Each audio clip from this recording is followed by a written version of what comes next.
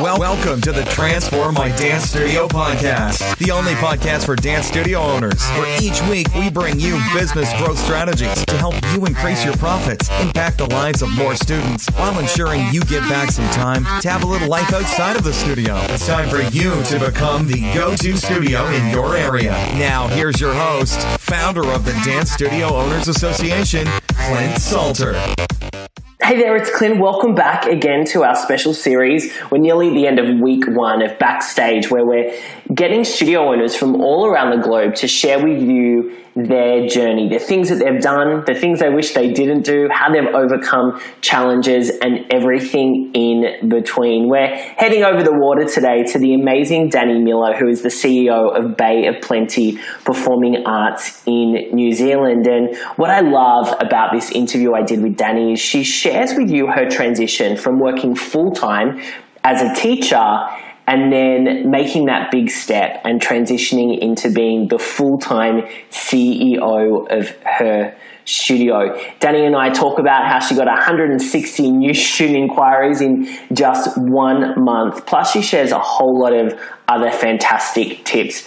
Dani's been in the inner circle. She's one of our members and has been with us going into her 3rd year. There is so much to learn from Dani. She is a young studio owner. She's energetic. She is ambitious. And I know that you're going to love everything that she has to share.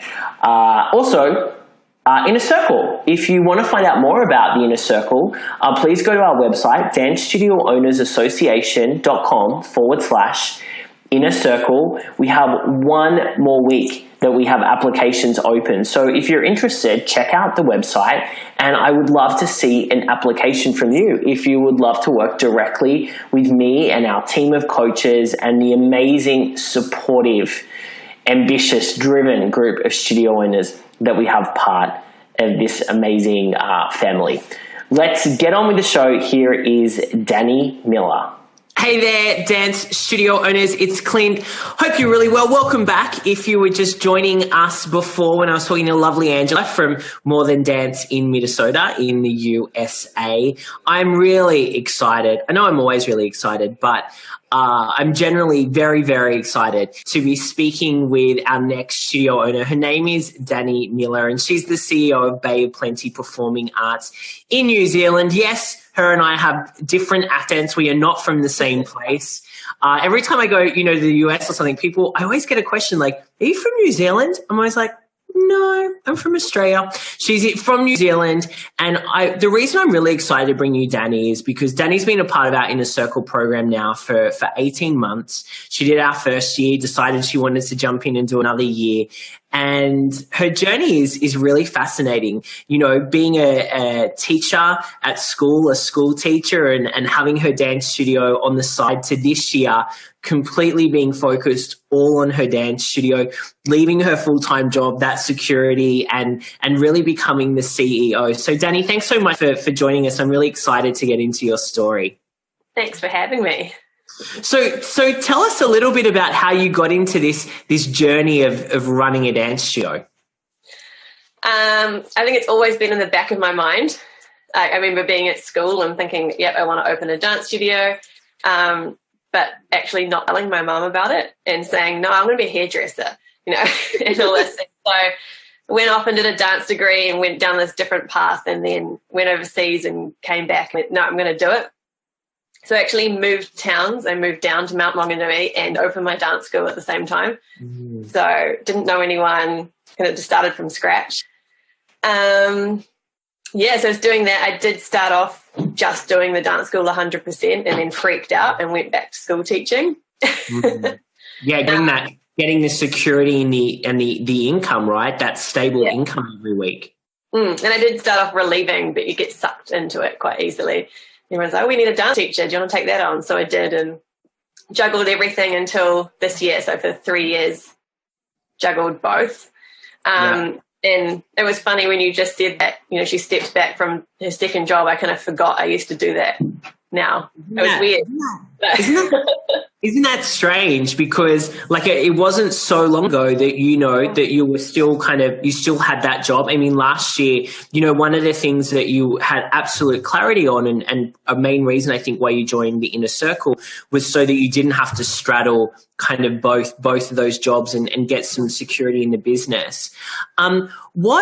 What were the steps that you put in place last year, do you believe, that really helped you to make that decision at the end of last year of, you know what, I'm giving up that full-time job? Because we got a lot of studio owners here that are probably doing like the side hustle. You know, they've got their studio, but they're also like, you know, an imposter, like working another job as well. What were some of the things that you did to kind of give you the confidence to make that decision this year to make the leap? I think part of it was just being so tired all the time and knowing something had to change. But then focusing a lot on growing the studio numbers and it wasn't studio numbers as such, it was like the capacity of the classes to making a decent income on it. And then I just did it. I kind of let them and resigned and then had a freak out moment. Yeah. Which was during when I'd come to Sydney for the preschool, the baby ballet event, and then freaked out and was like, right, we're sitting down. So Mum did all of my numbers for me and I actually realized that I probably could have been paying myself a wage a lot longer. And I could actually match my my school salary. And that I could bring Mum on board as well to do the admin. So it was just juggling and like looking at the numbers and going, actually, I don't need to spend that much money here, and trying to cut that down and sticking to a budget. Yeah. And projections as well, we did. Yeah. I think the clarity around the finances, is something that we don't really focus on up front as studio owners. That's why we work with Justin Crane, and Justin is coming into the inner circle in May and June to do some deep work with our members around the numbers, because they are so important. One of the things that you really focused on last year was bringing in more new students. And I know we worked a lot on kind of Facebook ad strategy and getting that dialed in. Can you talk a little bit about that process for you? Yeah. So I did a big Facebook promo at the start of last year, which we've spoken lots about. Yes, we did. And that was really successful in terms of getting the leads, but then the follow-up wasn't so good. So that's something I worked on a lot last year. How many leads again did you get in with that first campaign? I think it was like 165. Yeah, I thought it was up around that. Yeah. So there was a lot, but then you realize like, oh, hang on a minute, the enrollment process, like the back end of actually getting those people to a class and then enrolled, like needed some work. Yeah. And I think I probably maybe needed a few more hands on board just to call people. And we got people into trials, but it was the follow-up after the trials where it fell apart. So that's something I've worked a lot on in the last year, and then done lots of other campaigns every school holidays, of tying into Easter and things like that.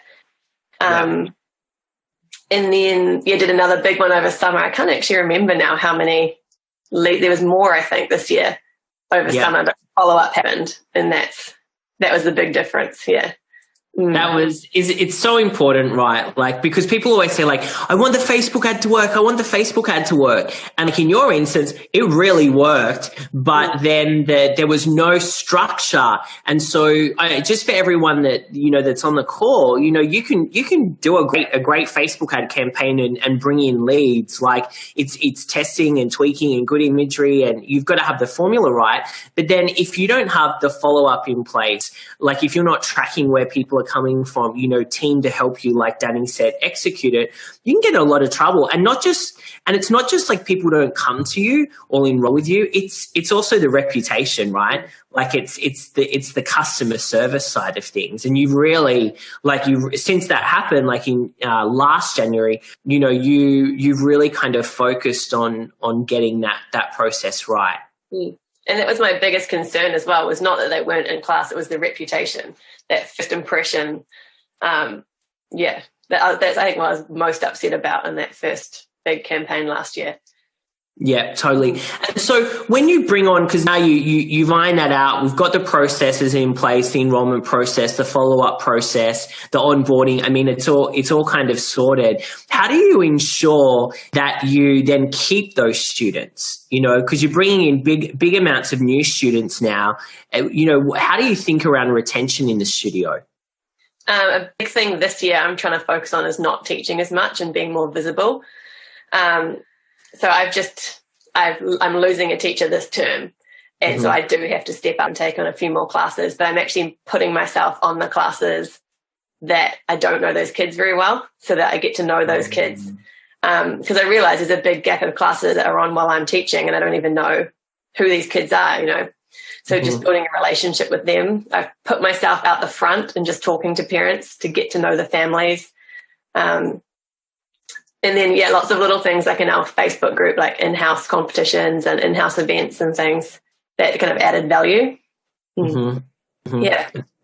It's great. Sorry, what were you saying? The retention calls. Yeah. Yes. Yeah. Look, the retention calls are super good. So what it sounds like, this is a pattern that I'm hearing with a lot of our inner circle members that I'm chatting to is really stepping up and being the leader. You know, justice. How do you now view leadership inside of your studio, you know, today versus, you know, 12 months ago? I don't think I was leading 12 months ago. Like, honestly. Yeah. I think my big thing now is my staff, and trying to really mentor my staff. I'm just in the process of employing someone from overseas for a year. So I'm starting to look at how I can make that work. And so it's more than just a job for them. It's a change in lifestyle. So how can I mentor them and make that smooth? And I guess, I don't know. I've read lots of books and things. So it's changed a lot in the last 12 months. Yeah, it completely has. And as I said to everyone, you know, at the beginning of the call, you know, in Hamilton Island, you know, we had a moment because I was just like I was just so proud, you know, watching Dani over the last 18 months go from, you know, what felt like, you know, a dance teacher to like a business owner, you know, sitting there with her mum who is running, you know, after her office, who is also, you know, delightful to have her there as well.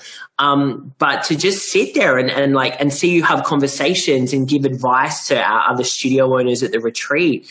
And it was such a great moment.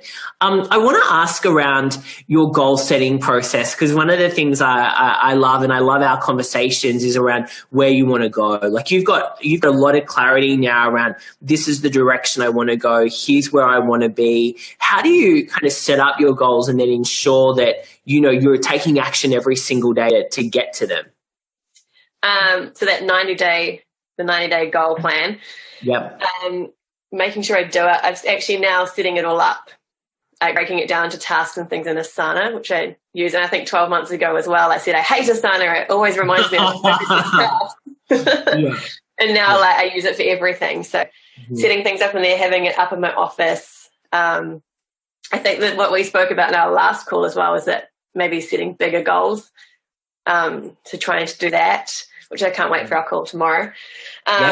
Yes, yeah, I think just keeping them visible. Otherwise, I used to forget about them. I'd set my goals and then they'd go in a folder and I'd forget they were there. And then I'd be like, oh, I wonder what's happened in the last 3 months, you know?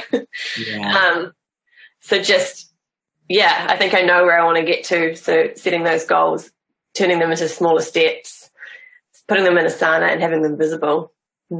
Yeah, it's the key. I mean, we're all Asana mad at the moment because Ryan, one of our other inner circle members, Ryan, presented to the group around how he tracks his whole enrollment process in Asana, and everyone went crazy over that presentation that he did. And so it's a great tool. And the other great thing about it, right, is that, you know, when you've broken everything down and you can plug it into Asana, then you don't miss anything. You know, nothing goes missing. Let's talk about, you know, you brought your mum, and I love your mum, by the way. Like, I just fell in love with Dani's mum at the retreat. I just had to hug her every day.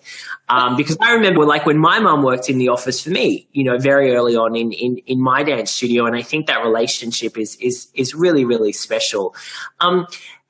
Talk about, like, you know, bringing your mum on board and training her and working with her. What's kind of that process been like, and how did you go into that relationship? Because it's tricky working with family, and I'm sure we've got a lot of studio owners who are like working with their partner or a family or a mum or a sister or that type of thing. There's one thing my dad keeps saying is, I can't wait till the day you have to fire her. He thinks it's going to be really entertaining. I'm like, it's not going to happen. Thanks, Dad. Thanks for your support, Dad. Yeah. So Mum was doing the accounts for me for the last kind of year, just once a week on a Wednesday. So she kind of had some involvement in the studio. Mm-hmm. She comes every time she visits, she pops into the studio, so the parents know her. And then, so I guess we started out just kind of introducing bits and pieces to her. She came down for a weekend because she's still in Auckland as well. So we're kind of working from a distance for another month. Yes. So just kind of spent a weekend together going through everything. But she'd been on board 1 week before coming to the retreat, and I think coming to the retreat was the best thing that we could have done. She's a sauna mad as well now. She probably knows more than I do. She's like done some of those online trainings that they offer. Oh, yeah. And she's going, oh, I've just done this. How did you do that? You know, she knows more than I do. So I'm slowly introducing stuff to her. I think what I've done in the past, I've had people on board and I've just thrown them everything at once. So I'm still doing a few tasks and then gradually giving her more and more responsibility. I think just in daily phone calls, we talk on the phone every morning. So what are you going to do today? What can I help you with is the big thing. Because she is feeling a little bit overwhelmed at the moment. She likes structure, and there's not a lot of structure. She finds she gets into one thing and then something else happens and she's interrupted and she doesn't like the interruptions. It's a hard role. You know, that office manager assistant role it's so fast moving, and in a second you might be like, this is urgent now, or like, oh no, this is urgent. And so there can be a lot of change in that. Following up all of our overdue invoices. And then I did a big promo at a school and launched a dance class at a school. And within I think 2 hours of leaving the school, the enrollment started coming in for that. So then she had to call all those people. And then I've just done a big Easter promo, and I can see my phone pop out with a sauna reminders at the moment as she calls everyone. Yeah, I love that. I mean, because you're turning on the hose to bring in new business all the time, and so it's going to take that. It's going to take that time just to get into a rhythm and refine the processes. What has been the best thing about having someone on board in this role now? I think I can trust her, and I know it's getting done, and I don't feel like I'm run off my feet all the time. I've got stuff I want to do and I need to do, but there's not that craziness. Like at Easter weekend, I took time out and I was saying, I almost didn't know what to do with myself. I was probably driving Ben a little bit crazy because I was like, I've got time. What can I do? I don't want to work. Yeah, I know. I think I was thinking that too over the 3 days of Easter. I mean, I think as people that love what they do, you love running your dance studio. I love running our association and our inner circle and studio success formula. I mean, our default is probably work, right? Like we default into work. Like when we're not doing something, we'll work because we love it, right? Like it's not work. But then, you have those moments where you're like, okay, like what do I do? I'm trying to relax. You'll lie on the lounge, and then I'm up, and then I'm going to go for a walk. And that was my weekend. Yeah, right. I totally identify with you there. I want to ask you about your journey in Inner Circle. As you know, we're opening applications this week for 2 weeks to welcoming new people to apply for the mastermind. What drew you to the Inner Circle in the first place? I think I've done the member makeover 1 month with you. Yeah. And I saw the results from the preschool ad I did and knew that it worked. And I was like, I've got to do this. I've gone through the studio success formula And I knew I wanted to make this work, and I knew if I didn't do something, it probably wouldn't work. Yeah. That is the big reason. Yeah. Yeah. And it's 12 months and you decided to do another year with us, which I'm very grateful, and I love having you part of it. What changes, what impact has the group and the program made on your business and you personally as well? I think the main thing is that I've grown as a business owner. Like you said before, I was a dance teacher turning up. Yeah. And I surprise myself now when I'm talking to my friends who are trying to get business going. I'm like, oh, you should do this. And I'm like, whoa, Where did that come from? Yeah. And then just all the ideas, the retreats, like everything that comes out of that. It's like you say, you need like processing days afterwards to process all, because it's just information overload. But yeah, I think everything is constant positive impact on the dance studio, from the retreats or our coaching calls, or the group coaching calls. I love like Jane when she's on the calls and things like that. Yeah. I mean, Jane's so just for everyone watching, Jane Gretsch, she's our leadership expert, and she takes our Inner Circle members once a month. We do an online coaching call with Jane around leadership, and we talk about managing teachers in, managing them out, how to find the right people, how to, become the leader. And so that's a really valuable asset that we've recently added into the Inner Circle program. Jane's fantastic. Dani, for people that are maybe interested in the Inner Circle, like, who do you think the Inner Circle is perfect for? Like, our group, you've been to 3 retreats now, who we've got in the room. We want more of the same people, right? Who is that person? My first thought is sense of humor. Right. Yeah. I mean, that's a given. That's a given. We laugh a lot during those 3 days. I think it's people who are open to growing their studio, open to hearing people's feedback, and sometimes it might be the feedback you don't want to hear. I think that's really important. And just people who are willing to share, because there's no one in our group who's not willing to share. At lunch we're talking and sharing ideas. At dinner we're walking, it's constant sharing. I think that's really important as well. Yeah, totally. And what would be your piece of advice for a studio owner that has their business, but they're still working, right? So they still have, like you were, they still have, another job. What would you say to them? Like, how can they get out of, straddling the two things? I think it would be looking at the numbers and seeing, like, where can you cut back? Can you work a salary into that? And then maybe looking at your personal expenses as well. Like, maybe, I don't know, you need to take a little cut for now, but in the long run, it's going to pay off, I think. Like, I've seen my studio grow in the last term more than it has in a term so far, if that makes sense. Like the first term of you, like, not working another job, and you've seen great growth because now you're not tired, and now your focus is purely on the studio. And the big thing I've noticed as well is when I do go to teach, I'm not dreading it. Like, I was dreading going to teach after school. It's like, I've done in every free period at school, I've worked on the business, and it's just, I was exhausted, and come my last class of the evening, I didn't want to be there. And that's completely changed. Yeah. And I think that's important because, if you're feeling like that, that actually impacts the business. Kids know, right? I remember walking into those dance classes where I just didn't want to be there. It was me teaching tap 3 years into running my dance studio, and I was over teaching tap. I loved it for about a year, and then I put up with it. I was kind of okay for a year. And then I was like, we need a tap teacher.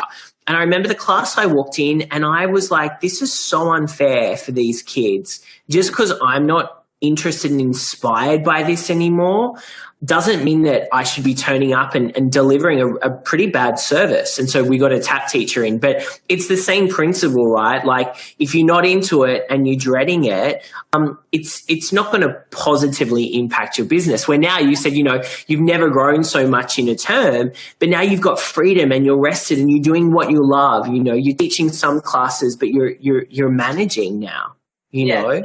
And so it makes sense that the business is growing. Thank you, Dani. I thank you so much for kind of sharing your journey with our studio owners. Is there any last kind of tip or nugget of wisdom you'd like to share with the studio owners listening? On the spot. Sorry.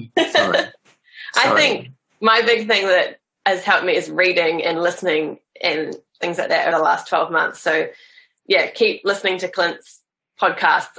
I listened to one this morning at the gym. And yeah, find books and learn and grow. Yeah. Yeah, the continuous the continuous learning, I think, is a quality that every business owner should have, that wants to continually be successful and keep growing.